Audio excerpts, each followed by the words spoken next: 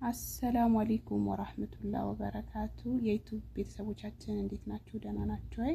እኔ በጣም ደህና ነኝ አልሐምዱሊላህ። እስቲ ጓደኛዬ ዛሬ አንድ ጥያቄ እንጠይቃታለን ማለት ነው። ምን እንደምትለን አብረን እንሰማለን ማለት ነውና ሰላም አለይኩም ወራህመቱላሂ ወበረካቱ። እንዴት ናችሁ? ደህና ናችሁ ወይ? እንዴት ናችሁ? ደህና ናችሁ ወይ? እና ጓደኛዬ ባለቤትሽ ቢያገባ ሁለት ቤት ቢልሽ ቢጠይቅሽ ምን ትመልሽለታለሽ ብዬ ለጓደኛዬ እየጠየኳት ነው ማለት ነው።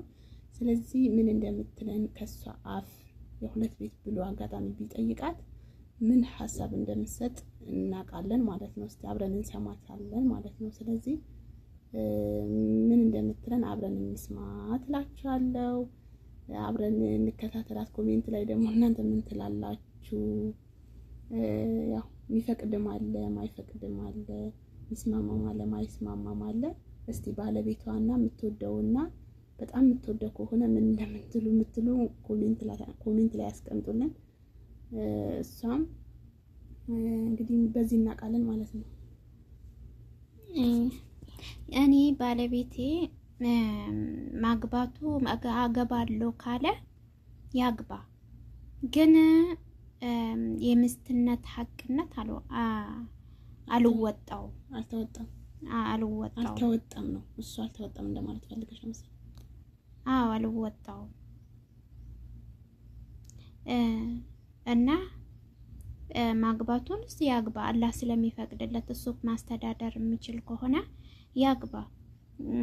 ግን ከኔ ጋር የመኖር እድል አልሰጠውም ማለት ነው፣ የሚስትነት ማለት ነው። እና እንደዛ እላችኋለሁ። እኔ አልወድም፣ ሁለት ቤት በፍጹም አልወድም፣ በጣም አልፈቅድም። ስለዚህ አትወጂውም ማለት ነው። ባሎቻቸው የሚወዱት ሰው ነው እንግዲህ ያ የሚፈቅዱት በፈቃደኝነት ማለት ነው። እኔ ከልጆቹ ጋር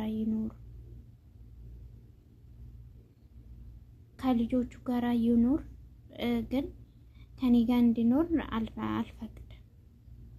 አልፈልግም እያልሽ ነው በጭራሽ? የሚያገባን ማግባት አይፈልግም። የማግባት ያግባ፣ ይሄ ሸሪዓ ነው የሚፈቅድለት ማለት ነው። ሸሪዓ ታግባ ማለት አልችልም። ኦኬ በቃ አሪፍ ነው። ለማንኛውም ምን እንደምትወስኑ ኮሜንት ላይ አሳውቁ እንላችኋለሁ።